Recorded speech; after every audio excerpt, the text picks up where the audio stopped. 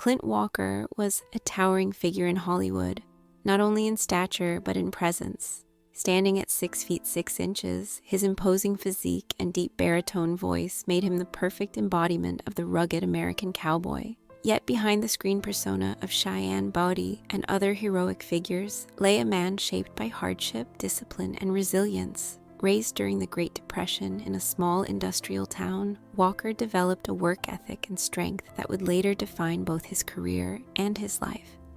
While he became a beloved Western icon, his journey to fame was far from easy. He faced early poverty, war service, contractual disputes, personal tragedy, and a near-death accident that could have ended his life. But through it all, Walker remained a symbol of endurance, quietly carrying the weight of his own struggles behind his calm, stoic exterior. From Depression-era childhood to a strong work ethic, Clint Walker was born Norman Eugene Walker on May 30th, 1927 in Hartford, Illinois. His childhood was shaped by the harsh realities of the Great Depression. His mother, Gladys Halo Walker, was of Czech descent, and his father, Paul Arnold Walker, worked in an oil refinery. Growing up in a modest household in a small industrial town, Walker learned the value of hard work early. He left school at a young age to help support his family, taking jobs in factories and even on riverboats. These experiences built a foundation of resilience and determination that would later define his screen characters. Walker also developed a deep love for the outdoors, a trait that became a central part of his cowboy persona. The combination of physical strength and emotional toughness he gained from his early life would later make him one of the most authentic Western stars in Hollywood history. War service and the path to Hollywood. At just 17 years old, Walker joined the United States Merchant Marine during World War II. The experience gave him discipline, courage, and a broader understanding of the world beyond his small town. After the war, he tried several different careers, working as a doorman, a sheet metal worker, and even as an undercover private investigator. Yet his striking appearance, powerful build, and deep voice made him a natural candidate for the entertainment industry. Encouraged by friends, he moved to Los Angeles and took a job as a security officer at the Sands Hotel in Las Vegas. It was there that talent scouts noticed him and recognized his star potential. Without formal acting training, Walker began appearing in small roles, including an uncredited appearance in The 10 Commandments, 1956. These early steps would soon lead to the role that defined his life, Cheyenne. A role that defined a generation. Walker's breakthrough came when Warner Brothers cast him as Cheyenne Bowdy in the television series Cheyenne, 1955 to 1963. The show was the first hour-long Western series on television and quickly became a national phenomenon.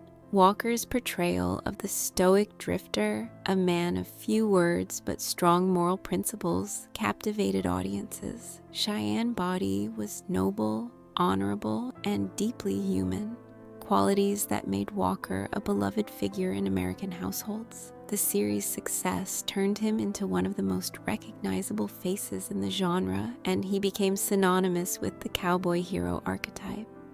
Walker's natural athleticism and willingness to perform his own stunts added authenticity to the role. Yet the success also brought challenges, including contract disputes with Warner Brothers, which led to his temporary departure from the show. Despite the conflicts, Cheyenne cemented Walker's place in television history, transitioned to film and Western stardom. While Cheyenne made him a household name, Walker used the opportunity to expand his career into film. He appeared in several major Westerns and action adventures, including Fort Dobbs, 1958, Yellowstone Kelly, 1959, and Gold of the Seven Saints, 1961. These films showcased his ability to play rugged heroes who were both tough and emotionally complex. Walker also broke away from the Western mold, starring in the war drama None But the Brave, 1965, directed by Frank Sinatra, and the survival film The Night of the Grizzly, 1966. One of his most famous roles came in The Dirty Dozen, 1967, where he played Samson Posey, a gentle giant and convict recruited for a dangerous mission during World War II. These performances proved that Walker could carry diverse roles while maintaining the same strength and intensity that made him famous. The Rivalry with James Arness. Behind the scenes, Walker's career was shaped by rivalry and professional tension. He reportedly harbored deep resentment toward James Arness, the star of Gunsmoke. Both actors dominated the Western genre during the late 1950s and early 1960s, and comparisons between them were constant.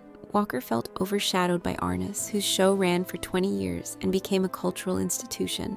Many believe that Arness had a smoother path to success because he was recommended for the role by John Wayne, an advantage Walker never received. Walker, who worked his way up from tough labor jobs, saw Arness's career as an unfair contrast to his own struggle. Their rivalry was fueled by professional jealousy, differences in personality, and Hollywood politics. Although Walker rarely spoke publicly about his dislike for Arness, those close to him said he considered the Gunsmoke star more of a rival than a friend.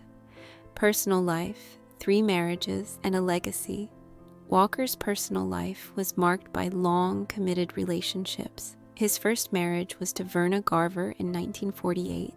During the early years of his career, they had one daughter, Valerie, born in 1950. Valerie would go on to become one of the first female airline pilots, breaking barriers in a male-dominated field. Walker and Garver remained married for 2 decades, but their marriage ended in 1968.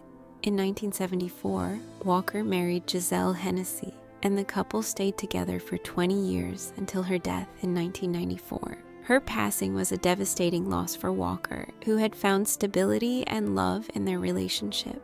In 1997, he married Susan Cavallari, and the couple remained together until his death. They lived a quiet life in Grass Valley, California, away from Hollywood's spotlight. Walker's relationships reflected his deep desire for loyalty and companionship, qualities that also defined his on-screen characters.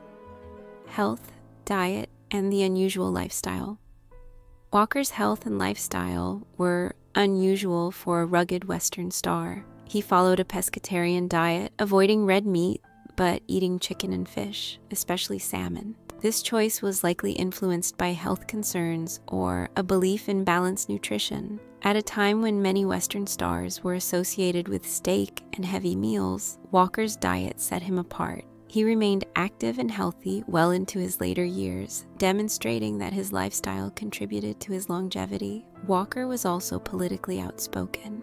In the 1964 presidential election, he publicly endorsed conservative candidate Barry Goldwater. His support reflected his belief in individualism, limited government, and national strength, values consistent with his screen persona. His political stance placed him among the few Hollywood figures who openly supported conservative ideology during a period when the industry leaned liberal. The near-fatal skiing accident. One of the most dramatic events in Walker's life occurred in May 1971 at Mammoth Mountain, California. While skiing, Walker lost control and fell, causing a ski pole to pierce his chest and puncture his heart. He was rushed to the hospital and declared dead on arrival, yet in a miraculous turn of events, a doctor noticed faint signs of life and refused to give up. Walker underwent emergency surgery and survived what doctors called an impossible injury. Within 2 months, he returned to work, astonishing fans and medical professionals alike. The incident only strengthened his legendary reputation as a man who embodied the toughness of his on-screen characters. His survival became one of the most remarkable recovery stories in Hollywood history, proving that his strength was not just an act. Final years and lasting legacy.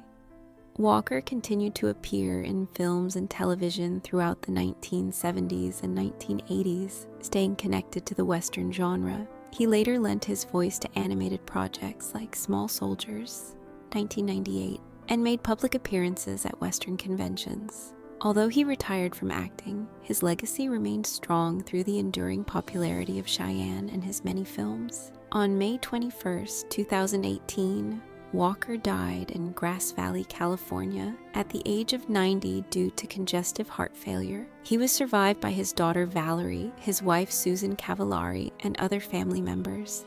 His twin sister, Lucille Westbrook, had preceded him in death in 2000.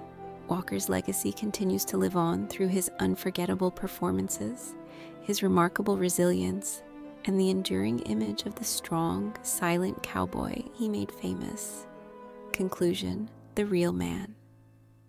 Behind the myth, Clint Walker remains one of the most iconic figures in Western entertainment, a man who became famous for playing the ultimate American hero. Yet his life was far more complex than his screen roles suggested. He endured poverty, war, professional rivalry, personal loss, and a near-fatal accident, all while maintaining a calm and dignified public presence. Walker's strength was not only physical but emotional, built from years of hard work and survival. His dislike for James Arness reveals the human side of celebrity, the jealousy, frustration, and struggle for recognition. But above all, Walker's life is a story of resilience. He survived the impossible, loved deeply, and left a legacy that continues to inspire fans of Westerns and classic Hollywood. His legend lives on, not just as a cowboy, but as a man who